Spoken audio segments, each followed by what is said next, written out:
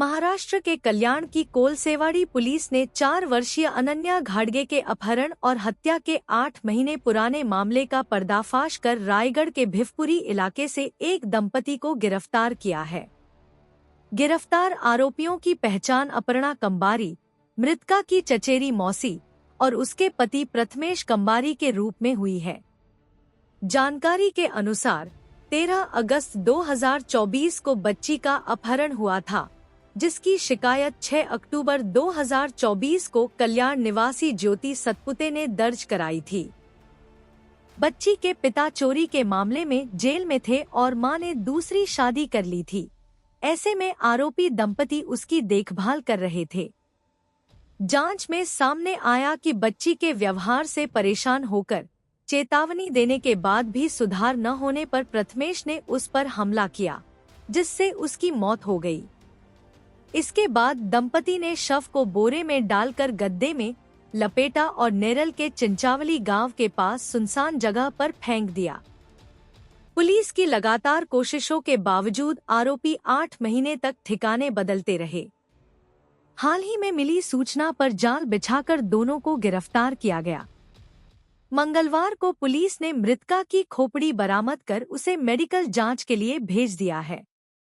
Police स्टेशनच्या हद्दीमधली सदरची घटना आहे।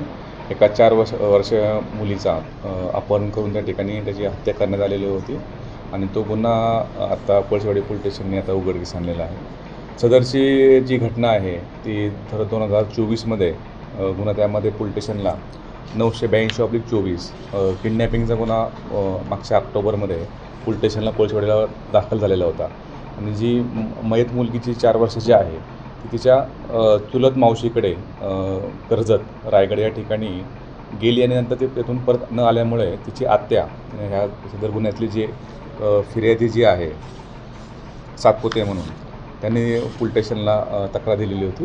त्या संदर्भाने पोलीस स्टेशन गुन्हा दाखल करण्यात आलेला होता आणि त्या किडनॅपिंगच्या केसमध्ये मागच्या 7-8 महिन्यापासून त्या ठिकाणी तपास सुरू होता। नंतर पोलीस स्टेशनच्या तपास करत असताना तपास पथकाचे आपले सिनियर PI जे हेमंत गुरव आहेत त्यांच्या असं लक्षात आलं की त्या ठिकाणी ते जे दोघं घेऊन गेलेले आहेत आता ह्या दोन्ही याच्यातले आरोपी जे आहेत त्यामध्ये प्रथमेश कांबरी आहे आणि त्याची बायको अर्पणा कांबरी, त्यांचं लोकेशन त्या ठिकाणी मागच्या 8-9 महिन्यापासून ट्रेस होत नव्हतं। ते भिवपुरी, कर्जत, नेरळ या वेगवेगळ्या ठिकाणी ते मोबाईल बंद करून आणि वेगवेगळ्या ठिकाणी ते राहत असल्याचे दिसून येत होतं। मागच्या आठवड्यामध्ये आपल्याला टीप मिळाली की त्या ठिकाणी ते येणार आहेत। त्या अनुषंगाने आपली टीम त्या ठिकाणी गेली आणि त्या दोन्ही आरोपींना त्या ठिकाणी ताब्यात घेण्यात आलं। नंतर त्या मुलीच्या बाबतची विचारपूस करण्यात आली की मुलगी ज्यावेळेस मागच्या ऑगस्टमध्ये ते घेऊन गेले होते त्यानंतर ती पुन्हा परत आलेली नव्हती।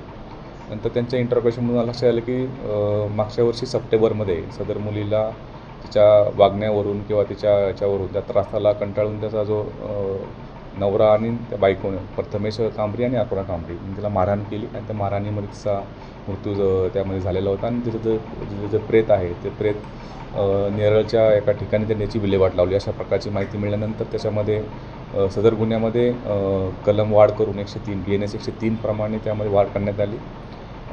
सदर त्या दोन्ही आरोपींना त्यामध्ये आता अटक करण्यात आलेलं आहे आणि त्यांना कोर्टासमोर हजर केला असता कोर्टाने त्यामध्ये 7 दिवसाची पोलीस रिमांड त्या ठिकाणी दिलेली आहे।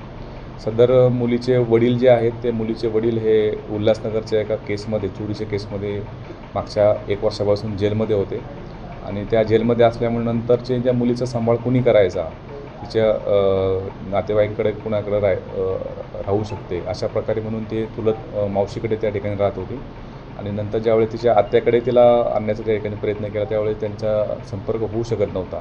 अशा घटनेवरून तिच्या आत्या जी आहे ज्योती सतपुते यांनी आपल्याकडे तक्रार दिली होती मिसिंगची, त्यामुळे आपण किडनॅपिंगचा गुन्हा दाखल केला होता आणि हा तिच्या मागच्या 7 ते 8 महिन्यापासून त्या त्यामध्ये तपास सुरू असताना आपल्याला आता हा सदरचा त्या जी 4 वर्षाची मुलगी आहे तिची हत्या करण्यात आल्याचा असा प्रकारचा आपला हा गुन्हा नोंद केलेला आहे। दोन्ही आरोपीला आपण अटक केलेली आहे आणि दोन्ही आरोपी आपल्या आता पोलीस रिमांडमध्ये आहेत।